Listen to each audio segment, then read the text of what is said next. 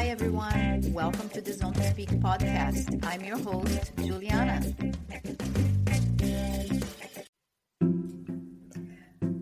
Before the episode, I have got to share one of my absolute favorite ride essentials, the cyclist Smart Pump. This little thing goes everywhere with me. It's compact, powerful, and honestly a game changer on the bike. I love using it mid-ride when switching between terrains. I can drop the pressure for gravel and then pump it back up when I hit the road. Super easy, super fast.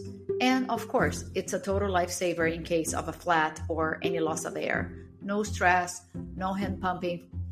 Just press the button and go. You can grab yours with 10% off using my code ZONE2SPEAK. Link and details are in the episode notes. Trust me, once you try it, you won't leave for a ride without it. Cyc Plus Smart Pump. Smart, simple, and ready for any adventure.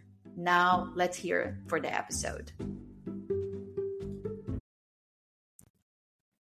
Today on Zone to Speak, I am joined by Saoirse Pottie, a cyclist, adventurer, and community builder who has a way of making the world feel both bigger and smaller at the same time. From solo expeditions across Africa to adventure rides in South America, she has chased adventure not just for the sake of the challenge, but for human connections. She also creates welcoming spaces closer to home through her bikepacking weekends, bringing people together to share miles, campfires, and conversations. We met at Lyle's Badlands Rally, and today we are finally catching up to hear more about where her journey has taken her so far, what she's learned along the way, and what's next. Welcome to Zone to Speak. Thank you so much. Thank you for the very flattering introduction. Well, I've been wanting to talk to you for a long time because even before we met, I saw your adventures in Africa, and it's so brave to take on such a huge adventure, especially on your own and in the continent of Africa, that it's very different than your culture. And it's something that I also would love to do. I have questions about that. I mean, probably not all around Africa like you did, but some parts of it. So your solo expedition in Africa really stands out as one of those life-shaping adventures. Solo riding is such a vast, unpredictable adventure, especially on that landscape.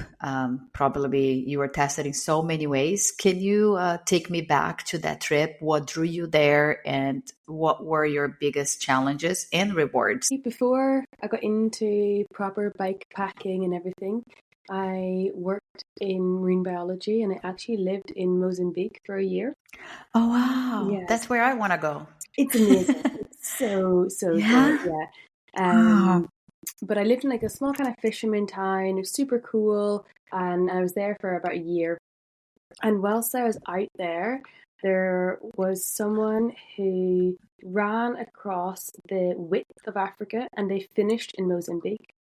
And I remember like reading this and I was like, that's super cool. And then as like a little sub underneath the picture, there was a woman that was supporting him, this woman, Libby Boyles, and she was supporting him on a bicycle. And it was the first time I was like, oh, like obviously really cool that this man's done this crazy achievement. But for me, it was like, oh, a woman can cycle on a bike across Africa. Because I think you get so used to men doing these crazy things and you're like, oh yeah, cool, of course. Yeah. That's crazy, that's wild. He's just run across a continent.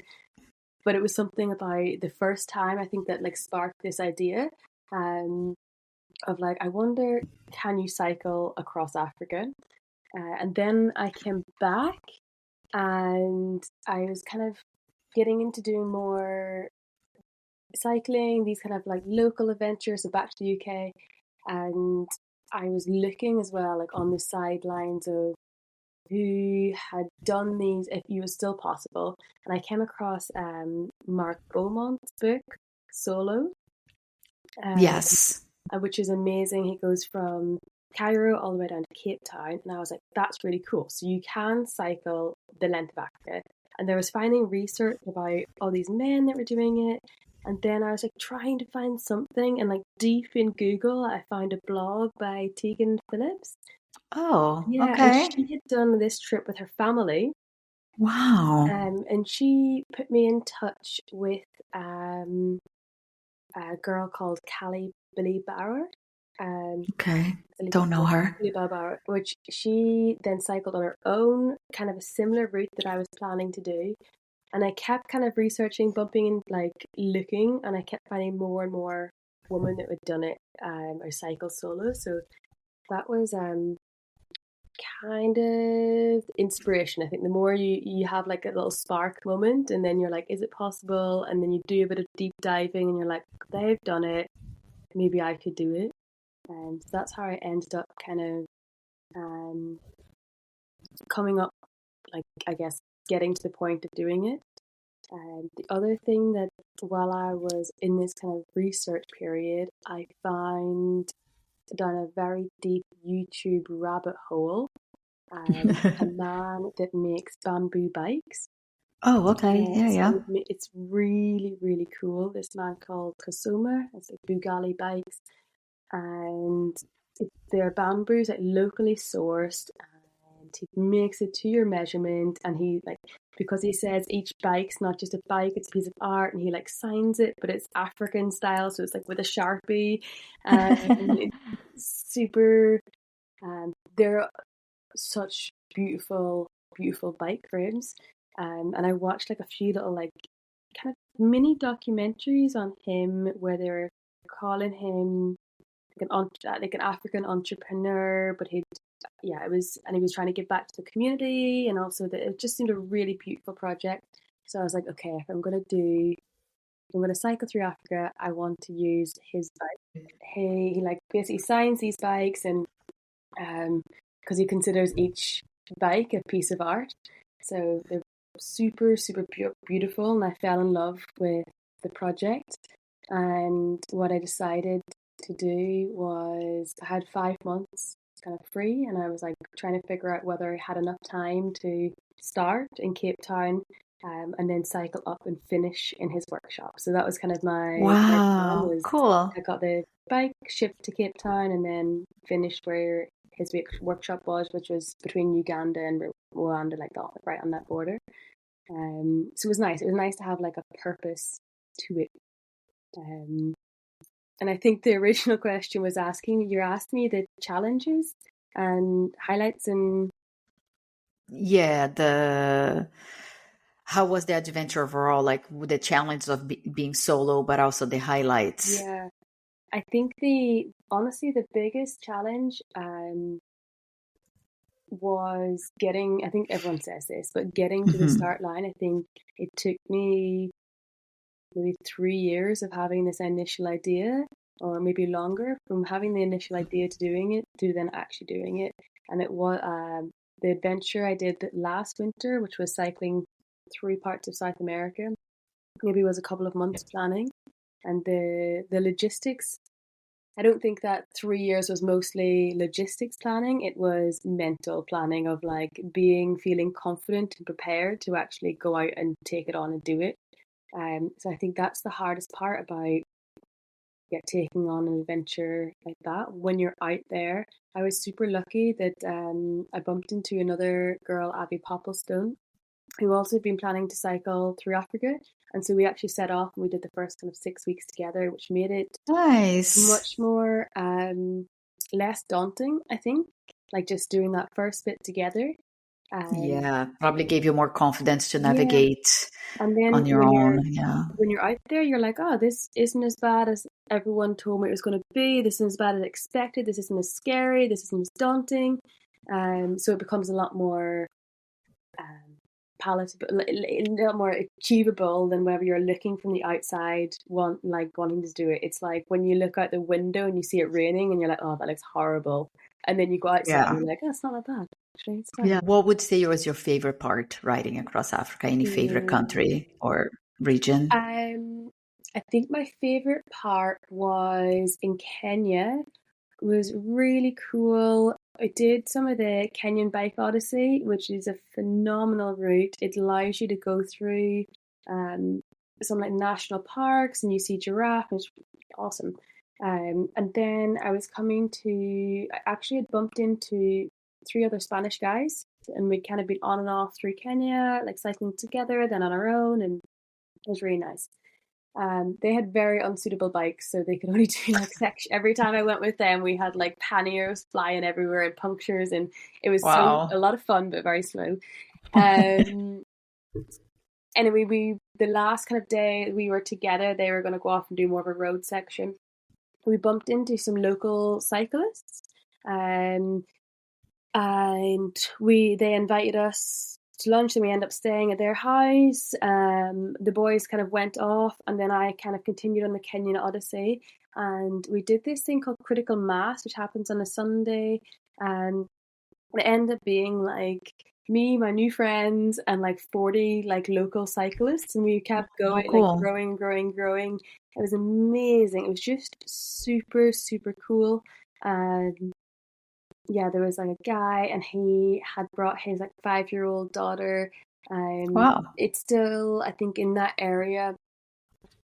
Yeah, it was just amazing. It was amazing because everyone was on like all these different types of bikes. Like there was super tall people on like really small bikes, and like vice versa.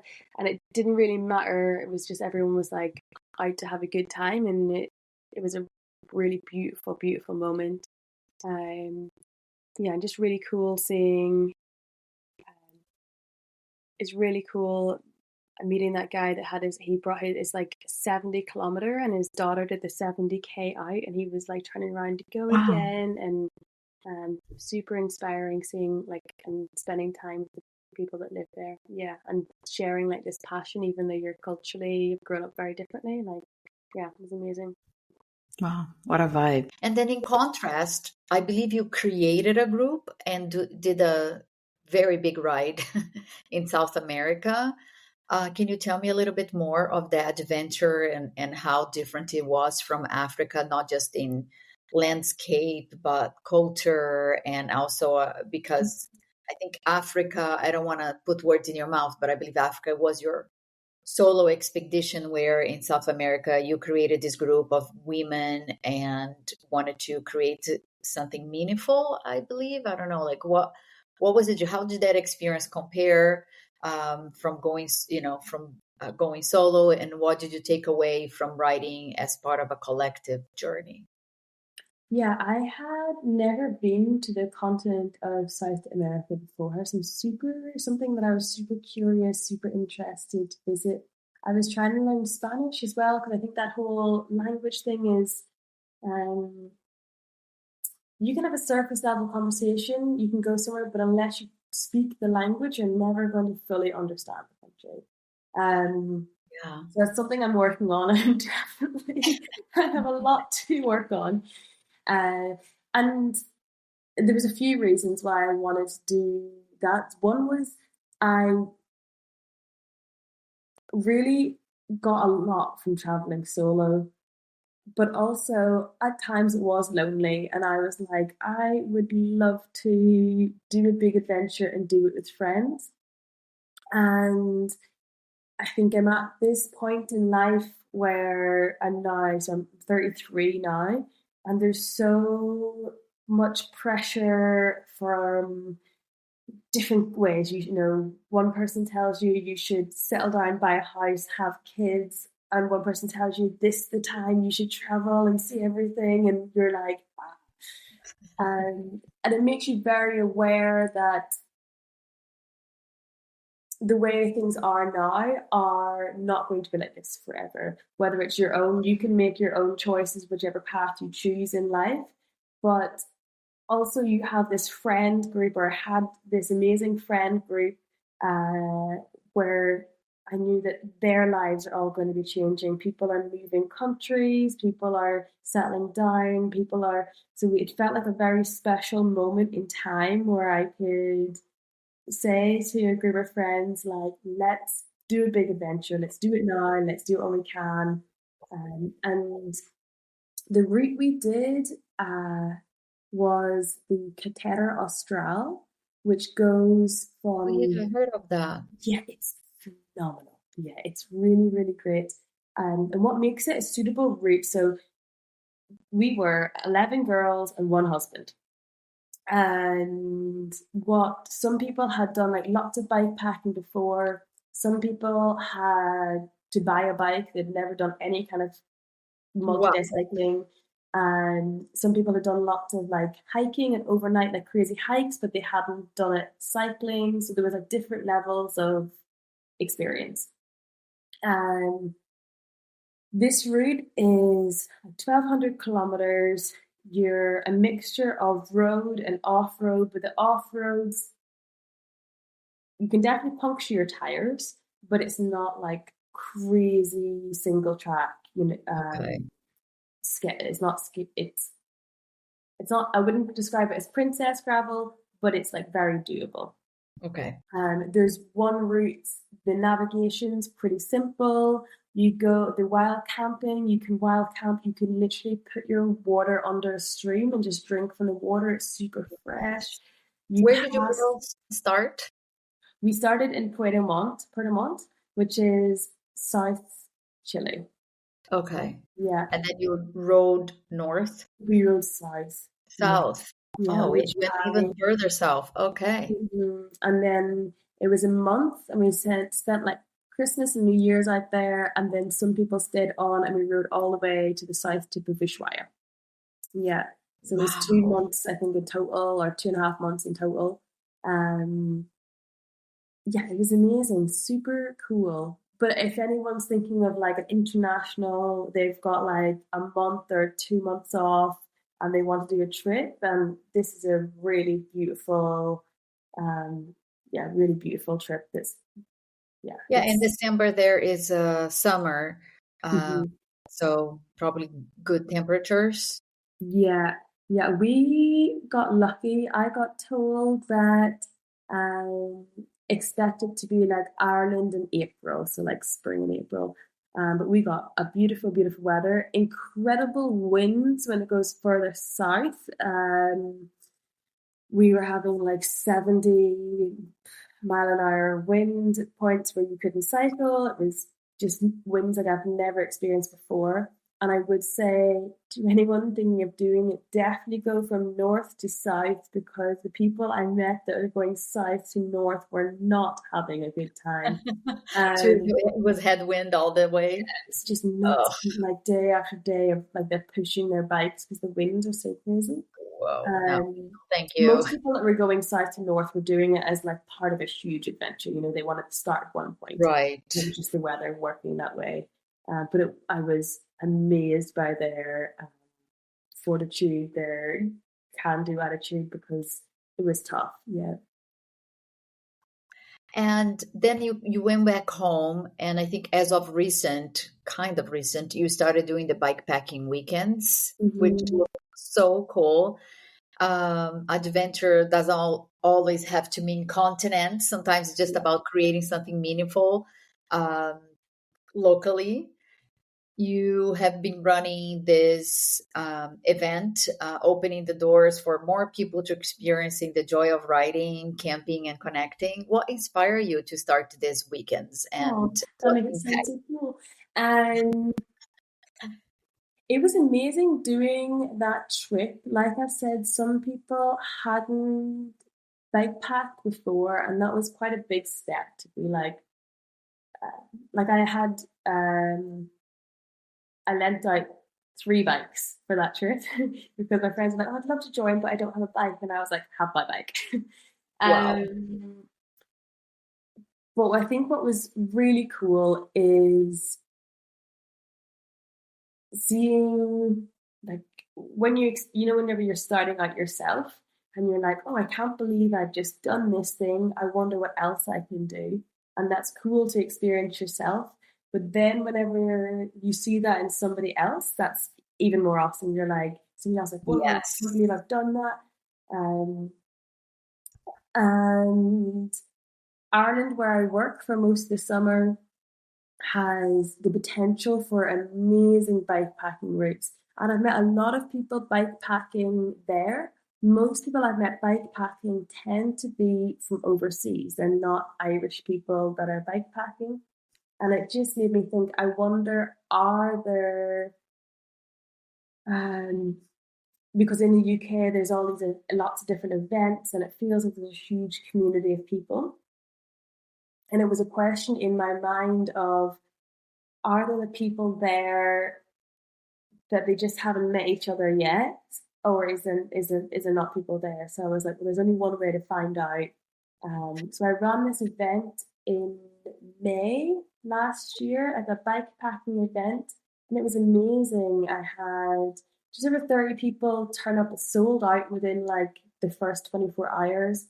I had 300 people, almost 300 people sign up for an email list. Wow.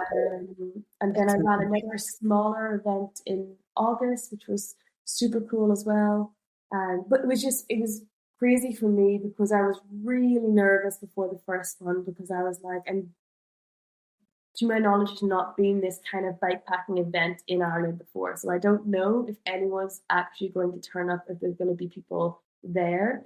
And it was cool to see this. There's a club called the New Forest Off-Road Club that's in the UK, and I admire them. And they have a quote that's, if you don't see it, build it. And I was super inspired by that. So I was like, well, I'll just put it out there and hopefully people will turn up. And yeah, super amazed that people did turn up and that it was cool, and that the people that did turn up were just incredible. It was really fulfilling. Yeah. Amazing. How about if someone listening would like to do an expedition? There's a lot of planning and preparation involved, How do you prepare mentally, physically, logistics? Are there any tips that you can give to someone before you start heading into a big expedition like Africa versus a group ride? Like, how do you decide what to pack and what do you leave behind? How do you start? Like, even it's a loaded question, but even like for me would be also even the routes.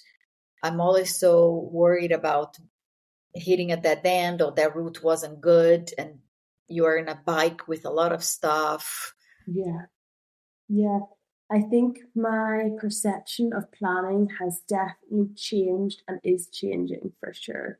When I was thinking of doing the Africa trip, I mean, I think it was like 4 years I was thinking about and planning this trip. And I was like in my spare time, like looking up the routes. And I realized at the end of that trip that plans never go to plan. So it's more about, the planning aspect is more about making yourself feel comfortable.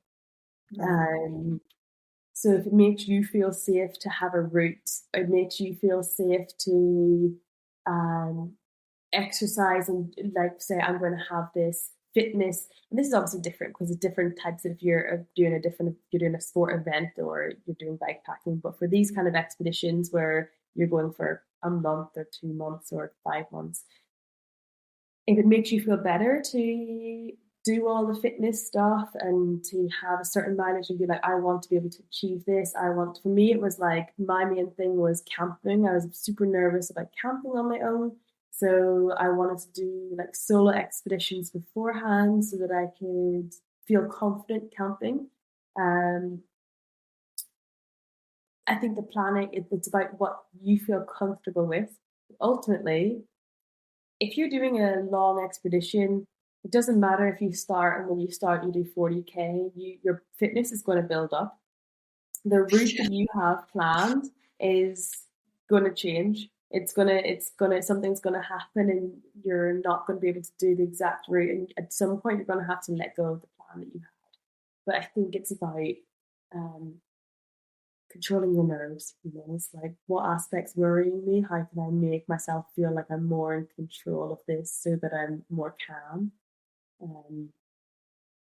That's a very, very good insight, that your fitness is going to grow regardless, because you're going to be on the road. You can take breaks. You can do as much as you can that day. And I'm sure, that's going to build up. That's a very good point. And that you just need to have with you whatever makes you feel comfortable, because your mental is more important, I guess, because if you don't have the mental, you're going to break it.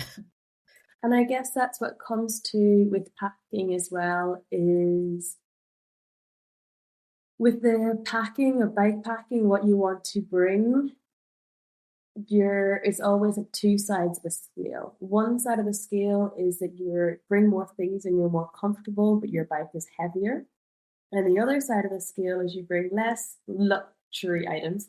Your bike's lighter, so your cycling is like faster, whatever, but you have less luxury items. So it's like, okay, something that's going to make me really feel at home is bringing a pillow or bringing these books to read. I know people that bring, they're like, I don't want to read a Kindle. I want to bring these books, or I want to bring my coffee maker in the morning. This like element of routine that you can bring with you. I think it's completely personal. Yeah. I mean, there's the basics, and everybody knows what the basics are. But I guess above that, you're right. It's what's comfortable to you. I like what you said also about some people do want to keep certain elements of their routine. So do that. Yeah. It should be flexible. It should be fun. Yeah, it should be fun. Yeah. How about lessons from the road? Like, what are some of the biggest lessons you have carried forward about yourself, about people, or about cycling as a way to see the world after, doing your South America expedition, Africa expeditions, and you keep going. I know you're touring all the time. I think you don't ever stop learning. I think that's one thing that's the reason why I really love to travel via bicycle is because it really connects you with the landscape and the people. You're going to feel every single little bump you're up to. You're going to go through all these towns and villages that people normally wouldn't travel to.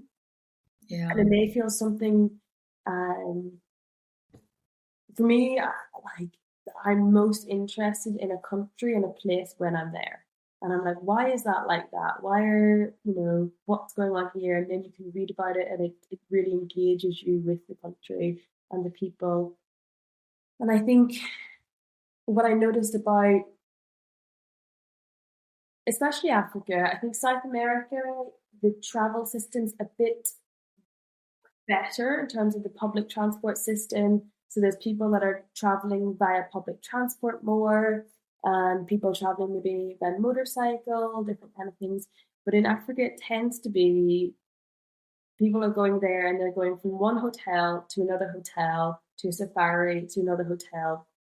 And so there's like these pots where there's like towns and cities where there's people there, but all the small villages there's not you're not getting access to, and most people aren't going to. Yeah. And I thought traveling by bike was a really unique way of going and visiting these places, both for me, but then I also think even if it's something small, if you're going into a shop and you're buying cookies or whatever else, that's why those routes like the Kenyan Odyssey or the Trans-Ugandan Way or the Congo-Nile Trail, which is in Rwanda, are really amazing because they give people a pathway.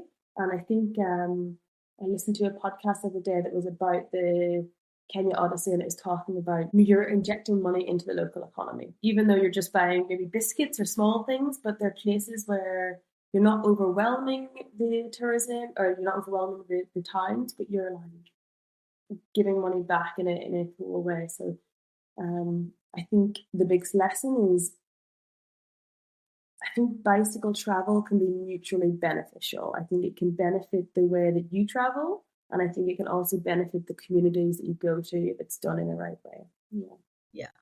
Yeah.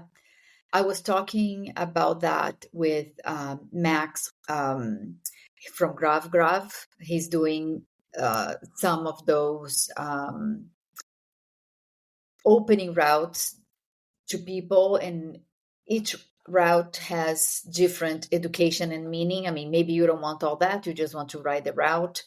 But we talked about that as well on the sustainable tourism, how cycling, you're not just injecting money into the local community and small businesses most of the time, but it's also a very sustainable way to travel and to see other countries, because you're also moving and you are not usually in crowded places. So hopefully it's a way that more and more people can start doing it. It's not accessible to everyone, or not everyone has the fitness or is afraid to take up, but it's really a beautiful way to create change, create impact, but also personally, you are much more immersed into a culture, and you get to see much more and learn more. Like you said, you're always learning. Yeah. So adventurers like you don't sit still for long. What's next for you? Are you planning any new expeditions, or are you building more community projects? Anything on the horizon? This winter, well, it's been I think 3 years now, just over 3 years, and I have been working as a guide during the summer. And I take trips and we stay for like 2 nights one place, 2 nights another, one night another. And then in the winter, I've been living out of a suitcase in the summer, and then in the winter out of a bikepacking bag, which has been a lot of fun. But I feel like my brain is like a Windows PC 2000, when you put it on and everyone holds their breath to see how it's going to catch up. What I'm craving right now is a little bit of time in one place, and to work on a couple of those projects. I'd really like to try and build some bikepacking things in Ireland and grow this community a little bit over the next year or two. The other thing I would like to do is a mini adventure, but nothing as long, maybe for 2 or 3 weeks, is last year when I was cycling the Caldera Austral, I met this man at a hostel, and he was traveling south to north, and he was maybe in his 60s, this kind of age, and he had an old phone with him, but he had a map, and he pulled out his map, and on his map he had all these drawings of, here's the bakery I stayed at, here's this thing, and people were telling him about these places, and I knew that those places were coming up because there's a app you can use called iOverlander, and you can look and see where have other people stayed, and I was like, how sad that, like, for him this is all new, it's all like, whereas I can research, and I think it takes a little bit away from the adventure whenever you can just look on Google Maps and you can be like, where am I going to go tonight? You remember in the 90s, before we had these Google Maps, we would have like our maps in our car, and we would stop. So you'd get lost and you'd have to stop somebody and be like, where am I? Where is this? Yeah. Yeah, and they'd point you in the direction. So I think on one side it's like totally amazing we have all this technology, but on the other side it removes you from the connection that you can have with people. So I had this idea of going back to like a 90s adventure where you don't have a smartphone, you just have a map, and you ask somebody, where do I go to tonight? And then they put a mark on the map, and you go there and you ask somebody else where you go to. And like I said, I'm trying to learn Spanish, so probably try and do that until I think start and do it till I can at least speak a little bit of Spanish, and then that's the goal. Well, that would be really, really cool. Yeah. I really like that. Yeah, I think technology is amazing, even with your smartphones, and you're thinking about, there's where you're thinking about, should I photograph this or should I be in the moment more? Should I video this or should I be in the moment more? And I'd quite like to do an adventure where I just do no research, don't know where I'm going to go. I've got a lot of amount of time, and I just don't have a smartphone, and I'm just, maybe I can have a 90s video camcorder if I want to record something in a journal, and just take it back a little bit. Yeah, I like that too, actually, when I travel. I I have traveled with some people that do a lot of research, and it's nice in a way that I'm like, oh, okay, you know all the best places, we know where to go, great, I don't have to do anything. But I just also love to go blind and just take the experience really raw from my own perspective and find the places. And when you go on your adventures and your races, are you sharing those in live time, or do you share them afterwards? And how much of those do you share? Depends. It really depends. Sometimes, a lot of times I'm saving battery. So I'm taking pictures, but sometimes I really also want to be on the moment. I don't want to be like trying to find right angles and right lighting and taking the best pictures. Like I would just want to be on the moment. But when I do, which I also enjoy to tell the story and have pictures to show, I could still do that day, but not on the moment. Rarely I do right on that moment because I'm always trying to save battery. My phone usually is even on airplane mode because I don't want to be getting notifications or get a message. So it's airplane mode or off.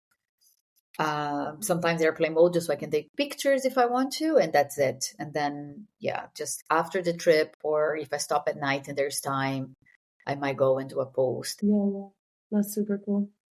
Yeah.